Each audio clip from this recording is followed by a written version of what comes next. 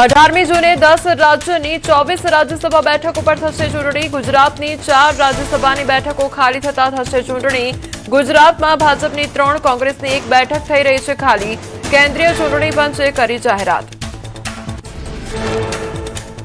1 જૂને જાહેર થશે નોટિફિકેશન। 18 જૂને સવારે 9 થી 4 વાગ્યા સુધી મતદાન। એ જ દિવસે સાંજે 5 વાગે પરિણામ। 8 જૂન સુધી ભરી શકાશે ફોર્મ।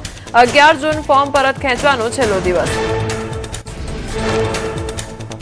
રામભાઈ મોકરિયા નરહરી અમીનનો કાર્યકાળ થશે પૂર્ણ। શક્તિસિંહ ગોહિલનો કાર્યકાળ થઈ રહ્યો છે પૂર્ણ। રમીલાબેન બારાનો પણ કાર્યકાળ પૂર્ણ થતા થશે ચૂંટણી। આજે તાલુકા પંચાયતના પ્રમુખ ઉપપ્રમુખ માટે ચૂંટણી યોજાવાની શક્યતા। અમદાવાદ અને ખેડાની 9 તાલુકા પંચાયતો માટે પ્રમુખ ઉપપ્રમુખની વરણી। પ્રદેશ ભાજપ જાહેર કરશે નામ। સુરેન્દ્રનગરની 10 તાલુકા પંચાયતોમાં પ્રમુખ ઉપપ્રમુખના નામની જાહેરાત। 23 મેના રોજ સંભાળશે ચાર્જ। ડેડિયાપાડા અને ચિગદામાં આપનો દબદબો। ચૈતર વસાવાની હાજરીમાં પ્રમુખની સર્વાનુમતે વરણી। ચિગદા તાલુકા પંચાયત પ્રમુખ તરીકે રમેશભાઈ અને ડેડિયાપાડામાં પ્રેમીલાબેન વસાવા બિનહરીફ ચૂંટાયા। આનંદભાઈ સહિતના દિગ્ગજો આપમાં જોડાયા।